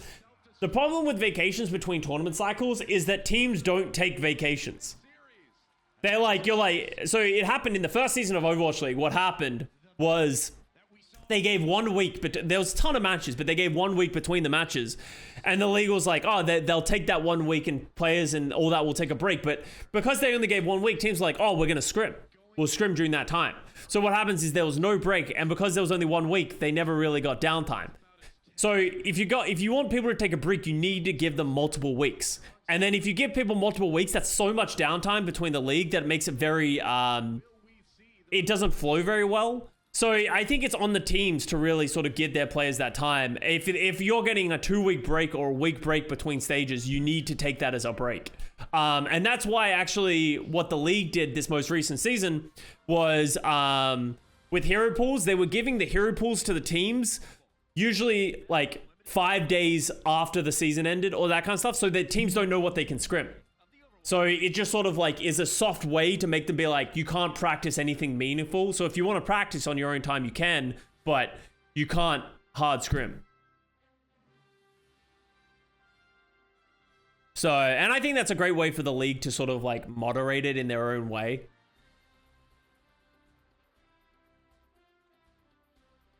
Platchat today mentioned that we are going away from main supports in favor of hyperflex supports and Lucio players. Thoughts? Well, the idea of main support is like, that's not really a factual thing that they're saying. Like, according to what is that a thing? What I think they're relating to is that having a flex support player that can play Brig these days is generally the thing. But the main thing that main supports provide that these other hyper flex supports don't provide is they can't play Mercy or Lucio. And if you have a flex support who can play Mercy and Lucio to a very high degree, that player is incredibly valuable. But no one can really do that because that's a lot of heroes you need to be able to play. And people generally don't spread themselves that thin. And I think there will always be a need for Lucio players.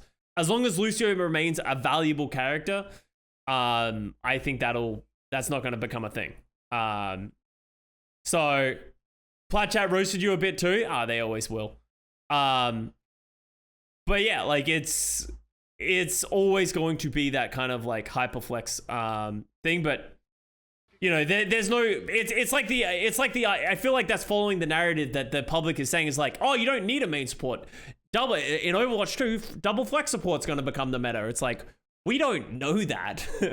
Maybe Lucio and Mercy are less valuable in 5v5. I can understand that, but we don't know what's going to happen. And that's why I'm getting, you know, people are like, oh, that maybe they don't need a main support. I think that's a very dangerous thing to do with your roster. You're not going to. It's 11 right there. Indeed.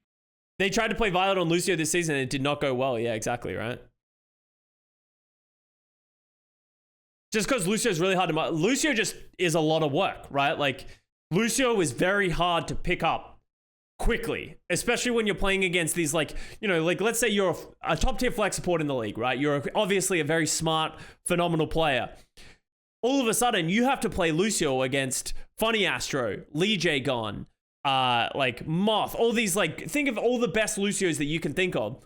All of a sudden, you have to play against these people who've been playing Lucio for 4 years and try and get the same amount of value.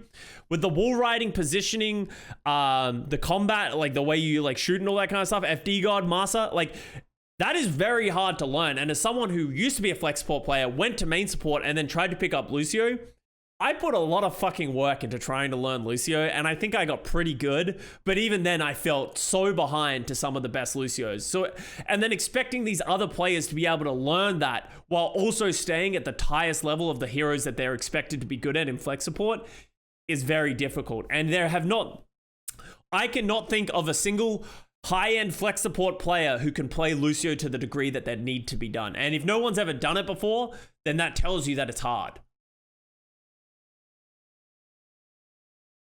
And I think the more likely scenario is having a main support who becomes very good at flex support. But I also think no one's ever been able to do that as well. And then, yeah, as Earthshine Twitch said as well, it's like being an out-level Mercy is no joke. As much as people like to say Mercy is very easy, and I think Mercy is way easier to learn than Lucio, at the Overwatch League level, Mercy is hard. And like, I think, you know, we saw a couple of players who haven't really had a lot of experience playing these roles. Jake and Violet as prime examples, who had to pick up Lucio Mercy, and neither of them could do it to the degree that you really needed it to be. Obviously, they could play Brig, the hero that they would needed to play very well, because that's obviously a newer hero, and a lot of flex supports have picked that up, but that doesn't exist with Mercy Lucio.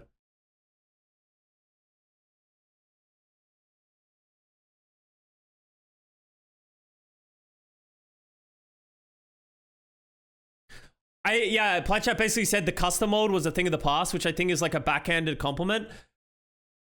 What do they mean by that? Like a Mercy Lucio? Like the main support, flex support idea?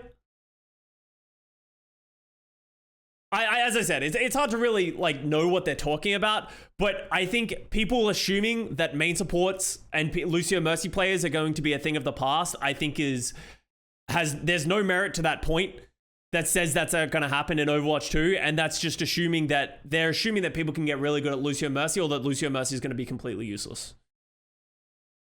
So I think that is dangerous to think.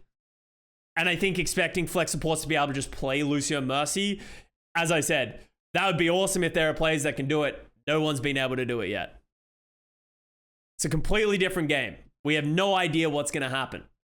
Maybe if double flex support does become super valuable because Lucio Mercy aren't as impactful in 5v5. You know, Mercy Res isn't as, like, Mercy's just like, way that she plays isn't. Lucio's speed boost isn't as valuable when you only have 4 people to speed instead of 5 people to speed. Brawl White might not be as good. Maybe Lucio is weak. But just assuming that you don't need that, I think, assuming that the mold is being broken before we've even seen what the game looks like, I think is a misconception. I think a lot of people are jumping to that assumption. Didn't Flex Support used to play Mercy? Yeah, but that was like, once again, that's like 4 years ago, right? That's why I was good at Mercy, because I was a Flex Support who played Mercy. But... Why not? The desert's a beautiful place, though. Sure, I suppose. Can you explain the difference between main support? Right now, I think this is a great time. Right now, the difference between main support and flex support is, do you play Lucio Mercy? Are you a Lucio Mercy player? You're a main support. Do you play the other heroes? Ana, Zen, Moira, Bap. Brig's sort of in the middle right now of the two. That's sort of the flex support. Right? And like roles are consistently changing, right? Like the roles and the rules of all these, like what is main support, what is flex support, is going to always change as we add more heroes, as the game evolves. But for right now, that's how it's thought about. I always thought of Moira as main. No, think about it like this, right? Moira is considered a flex support because if you're going to play a Moira, right, you're going to want to play a Brawl, and you would want a Lucio with that. So Lucio would be the main support in that composition, and the Moira would be the flex. And it's going to be Oh, Gesture! How did you die so quickly? I'm going to go ahead and guess it was a combination. It was a combo of some damage boosted Zenyatta and Widowmaker. Main support slash off support mindset is 2018 ancient theory. It's like people just didn't listen. You didn't listen to anything I just said. It baffles me. It's having to be used by Nuss there as the payload starts rolling. So that'll be a subtle delay, but if on a Mecho's hiding around the corner, preventing the payload from moving. They just figured it out. That is dirty right there, man. Every second will count here on Dorado. Jonak with already some nice ult charge, courtesy of the volleys that he tossed into Gesture's gorilla body. Sure enough. Tossing the orbs into the gorilla body helps you build the ultimate. Helps you tenderize the gorilla for later, Doa. Sentences no humans have ever said before. Libero down, Fury with an early kill there. And now New York bottled up into this hallway here. London trying to take advantage. Arc gets the rest. Main support stayed on support. Flex support would flex to DPS or tank. That's not even the reason it was called flex support. Like, you guys are just making things up to, like, fit the narrative. The reason it was called flex support is because main supports literally just used to only play, play Lucio. That is literally the reason. Because flex supports used to have to play the Mercy, the Zen, the Ana, all that kind of stuff, right? That's all you had to do. That's what the flex supports did, while the main supports only played Lucio for the first, 2 years of the game. So that's just not true.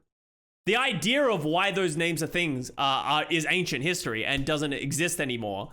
And the mold is changing, but that's why it is still defined as main support and flex support in the Overwatch League level. Picks from the high ground here. Prophet trying to push. Sabielby got the kill on the Gesture too. This Widowmaker, they need to do something about it. Yeah, they're trying, Doa. He jumped up there to try and dislodge him from the high ground, but Gesture ate some more. Why was Mercy not made? Alright, we're ending this conversation.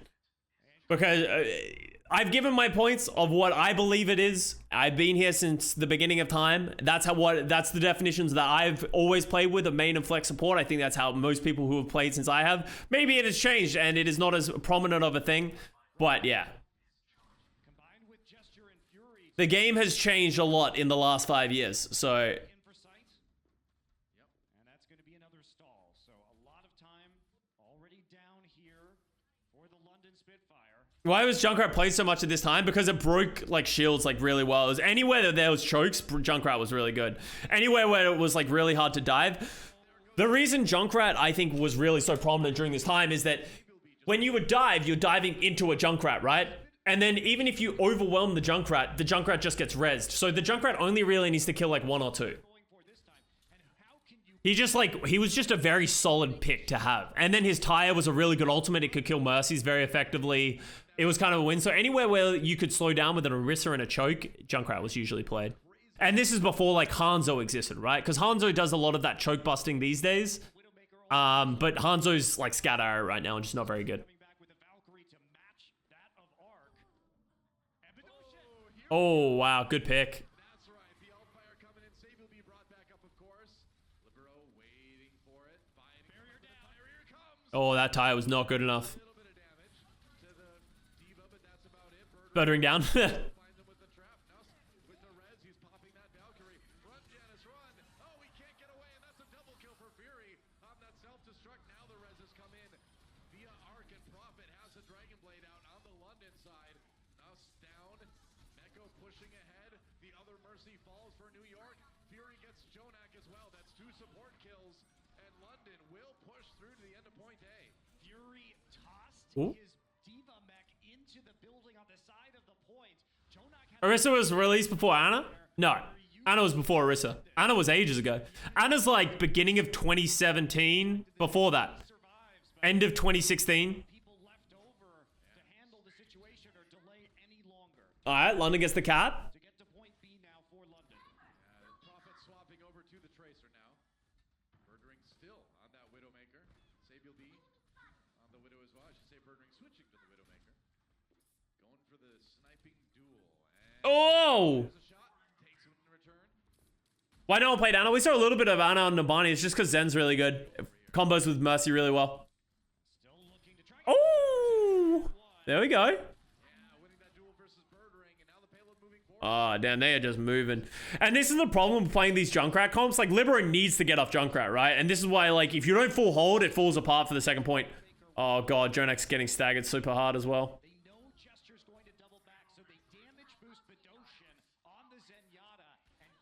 Zen's Discord did 30% damage back here.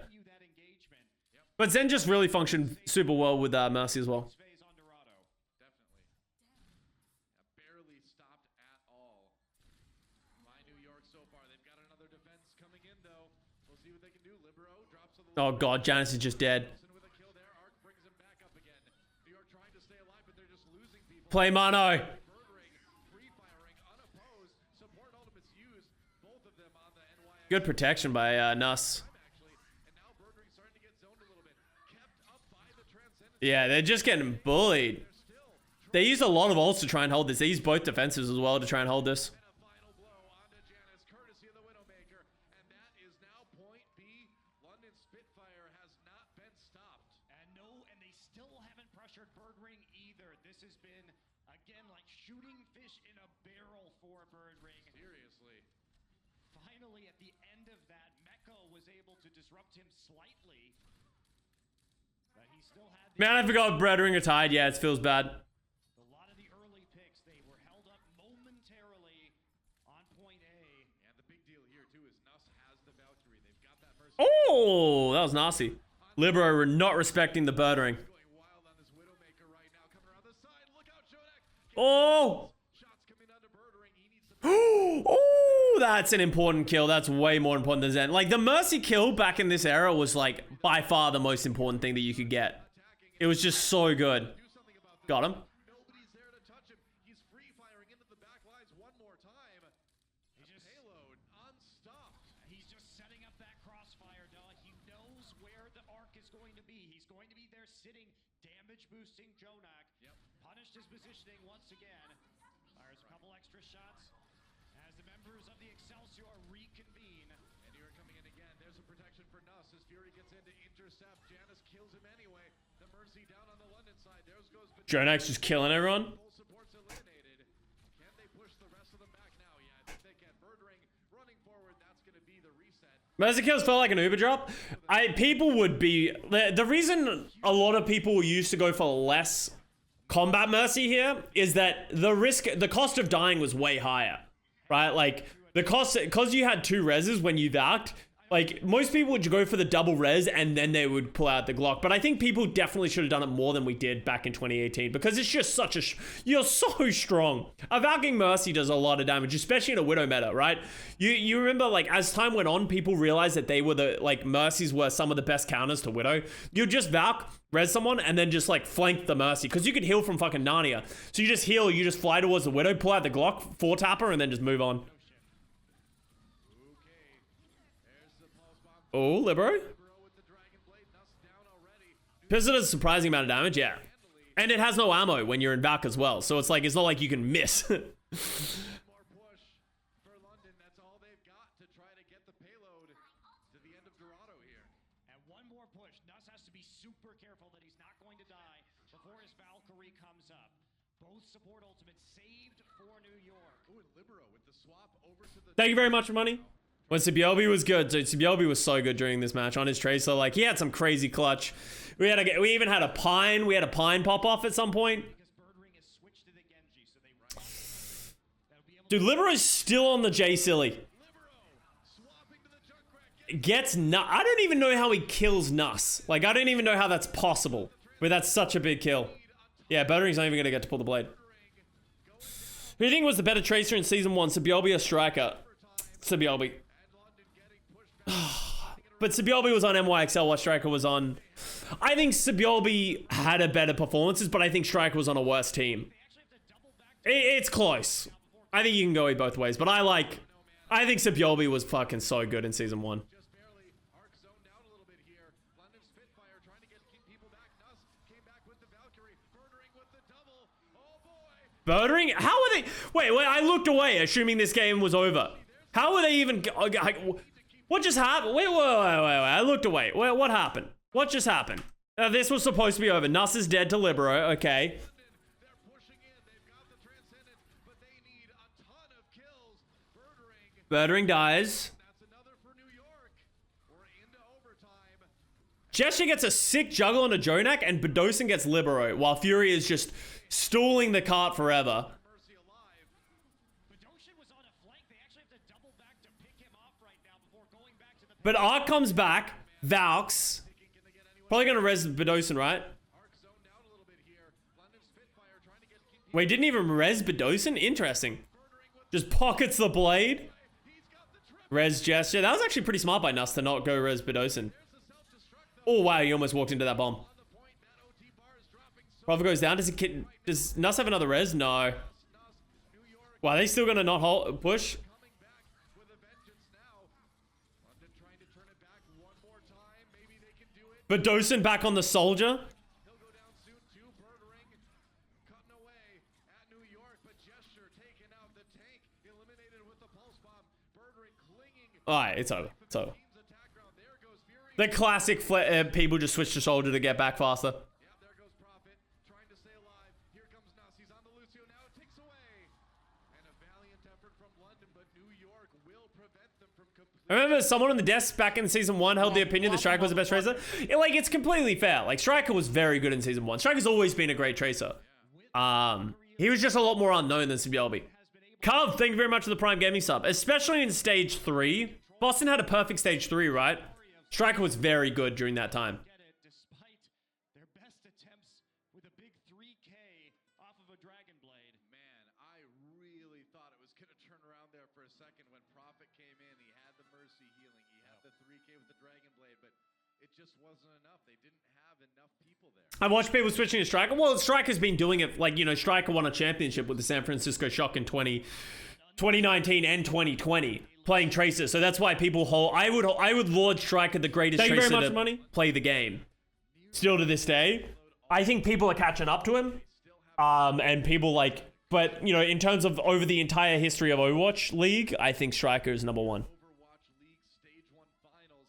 New York Excelsior, all they need to do is get the payload just to the end of points. Honestly, make Blade 10 seconds and give him a second slot. Oh, please don't do that. They'll be the champions. I feel that 222 limits creativity. 222 limits creativity, but makes the game easier to balance, which is better for the game in the long run. You know what else people said? Limited creativity, only being able to have one hero of the same type. People still say that to this day. 14th map of Overwatch. But think of all the ingenuity I can have with my 4 bastions. It comes down to days like this. The The reasons like heroes like Brig are the reason that 222 was necessary, because it's impossible to add a hero to try and do one thing when you can stack it with as many of the same role and stuff like that. So, after the losses, it's crazy. If London can win here, didn't Sibylbi do a lot of shot calling? Yeah, I believe so. And what we're going to see to start things Oh, I think the only tracer that can overthrow Striker is proper. No, I disagree with that. I think, you got some great tracers out there. Like, I think Kev's trace is fucking nasty. Honestly, even like Prophet when he plays it, like these days, traces are oh wow, Mecco just loses mech for free. There's a lot of great traces that are just showing up all the time. Leave, sorry, I'm forgetting about Leave as well, right? Like, there's a lot of great traces that were already in the league who are probably better than Striker is right now, maybe. But we just laud Striker so good because of his history. This most recent season, has the infra side up already. there was a bit of Tracer and good Tracer, but I feel like because of hero pools, it doesn't feel like we got to like see a ton of it. Yaki's nuts, yeah. Yaki's just dumb aggressive. that Cyber Ninja is back there somewhere. Gotta watch out the back lines. Birdring looking Flutter's nutty on the Tracer. Yeah, Flutter's a good Tracer as well. Like, there's a lot of great Tracers. It'll be interesting to see how Striker does. Now that who did Striker sign with? Not going to be able to track that one any longer. Who's Striker playing for this year? I feel like I'm forgetting. kidding. If you're Birdring, Boston, that's right. so if you're New York, you need to take advantage of It'll be interesting to see how he does back on Boston. Janice. Daddy's home. Back away now. That's the time. Slid back into Huck's DMs like, hey baby, Mission complete. you want to get back together like it's 2018? The man advantage now. Libero rejoining the fight here. Yeah, Boston looks pretty solid this year. Payload still moving. I don't think it'll be like what championship title contender, but I think it'll be interesting. Oh, dude, he almost deflected that and killed the Mercy. Oh, Nuss dies as well. That literally is a chain reaction from the Libero deflect.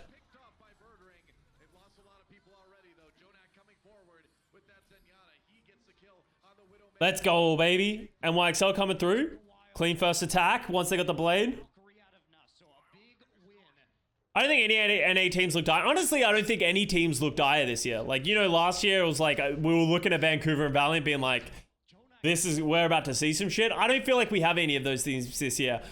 I'm a little nervous about London, but they've made some right changes. And obviously Valiant seems to be putting in a better foot forward, so.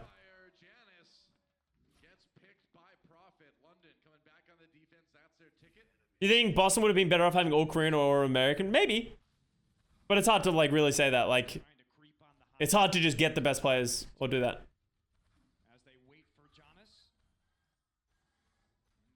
Dragons looking shaky? In what world are the Dragons looking shaky? Dragons have not played or changed anything since since the finals, in which they 4-0'd the grand finals.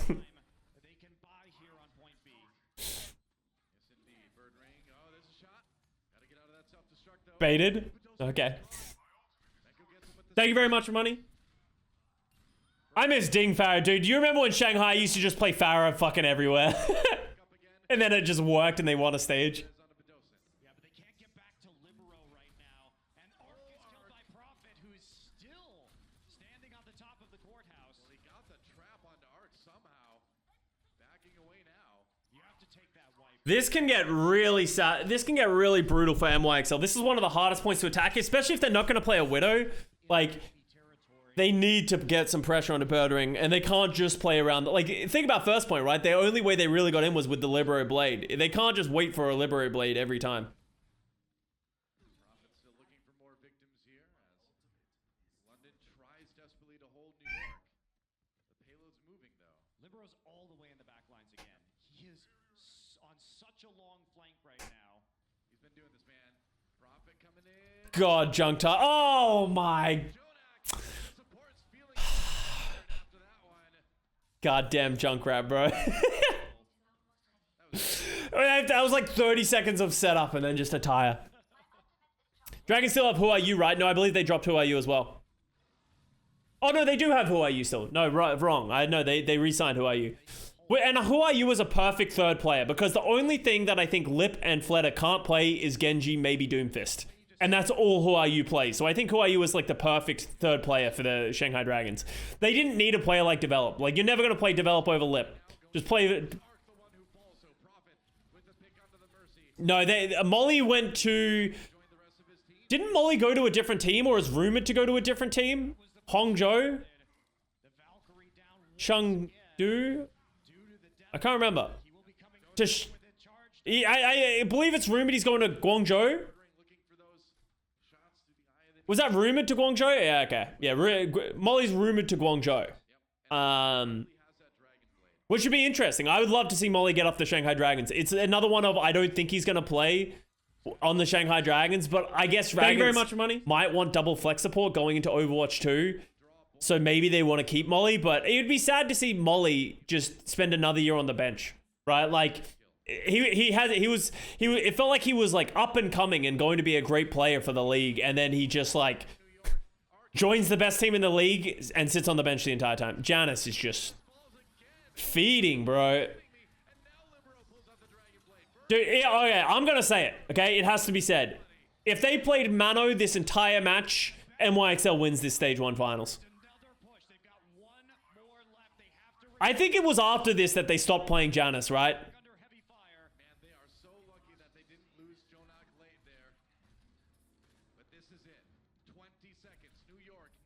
Like, I don't like talking bad about players, but Janus has literally offered nothing. It just feels like he's feeding. Like, there's no reason to play Janus. It's like Janus's best hero is Monkey, but Mano's a better Monkey. Oh, the Diva. Is he gonna die? Yeah, he's gonna die for that. Oh, God. No, Prophet. He found it. Oh my God, and he forced the Transcendence. Dude, Prophet has balls of steel.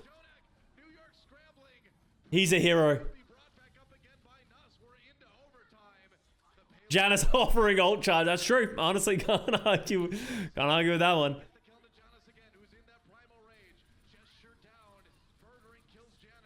Oh, Sabiobi! Oh.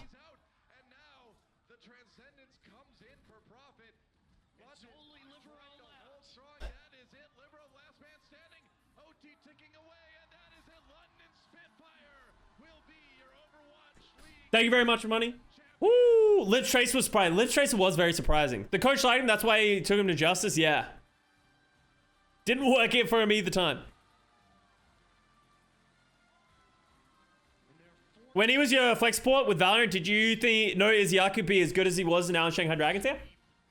Like, one of the things that we had with Izzyaki when we first joined him, because obviously he was my support partner, so I was like really struggling to know, so it's like I played a lot with Kriv and I had synergy. The biggest issue I had is that we just couldn't, me and Izzyaki just really struggled to communicate. But mechanically, I knew he was better than Kriv.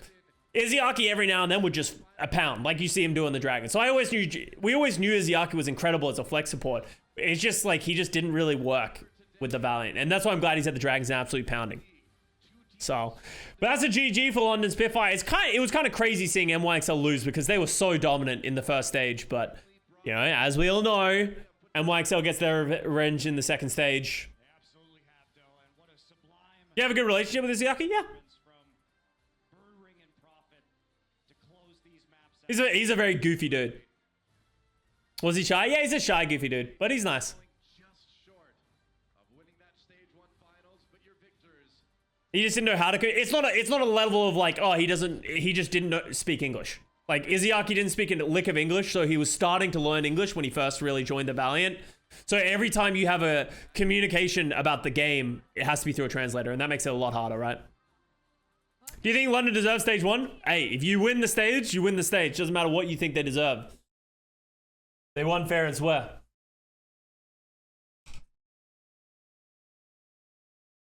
So, but that is it. I guess we can watch a bit of this. Those guys are your stage 1 champions. Please once again give it up for the London Spitfire. What we just got to witness on this very stage is a result of hard work. How's Xana? Is Xana solid? I think Xana's his best though. Watch World Cup 2016? Absolutely not. We watched World Cup 2017. Watched some US versus South Korea. Can't believe that. Yeah, so they played 15 maps today. They played a lot of maps today. Thank you everyone for joining us here, but we're not done just yet. We're now going to head over to Bucket and the guys to break down the action of that last. Who's wearing the NYXL jersey? I think Nuss and Ark switched jerseys. So congratulations to the Spitfire and I missed the stage, yeah. And there it is. There it is. History of Overwatch, baby. That's yeah, that was London winning the first stage. Thank you very much, money. NYXL getting absolutely boomed. As we said, that was the like first and last. Well, that's like the last time we really see a lot of Janus. Janus Winston just was not it. I think that like NYXL like looked good. They were 2-0 up, and I just felt like when they played the Winston comps, they were just really struggling to keep their tank line and backline synergy, which is the thing NYXL becomes known for in the rest of the season. So. Dropped the spaghetti a little bit on that one, but it was a good match nonetheless. It's funny to look back at these double mercy comps. I don't know what is next. Do you guys think what do we do next? What was the next interesting match? What's the stage 2 finals? Thank you very much for money. Stage 2 finals was NYXL versus London again, I think, right? Colorized clip of Ark saying that NYXL approves of sandbagging. Wait, what? Wait, what is this? Now I have to hear it from the other two teams. Ark. Thank you very much for money. Oh my god, yeah, the bit sound is so loud. If I were to Carlito, thank you for the Korea vs Finland. No, we're not gonna watch World Cup. Sand? That one's for you, internet. Sorry, that one's for you, internet. I got you covered. Let's hit the sandbag on the thing. Shanghai Dragons, Shock season 2. No. Okay, we're staying in season 1. Okay. Boston stage 3. Maybe it is stage 3 final. I think it might be stage 3 finals. I don't think anything super interesting happened in stage 2. I think it's just like the same of what you just saw. So maybe we go to stage 3 finals, Boston versus NYXL. Boston was undefeated at that time, stage 3, right? Starting with the Fusion. Fusion, we'll probably watch the grand finals. So we'll see the Fusion in the grand finals of season 1. We'll watch the stage 4 finals after that for sure. Of course we're watching the stage 4 finals, guys. We've talked about this, okay? Don't be ridiculous, okay? No, we're not skipping stage 4 finals. It's the most important one. It's the only reason I'm doing this whole thing is that we can stroke my ego. I'm just making a ton of YouTube vids just so I can stroke my own ego. But yeah, thank you very much. Let me know what you guys think in the comments, what you guys would like to see next. As I said, it's probably going to be stage 3 finals. I believe it was Boston NYXL. We'll watch a Boston game because Boston went undefeated in stage 3, which is, if you're new to the Overwatch League, unheard of. But yeah, so we'll probably have a look at those. Thank you very much for watching once again. Love you all. Make sure to like, subscribe, all that good jazz. And I'll see you guys next time. Thank you very much for money. Thank you very much for money too.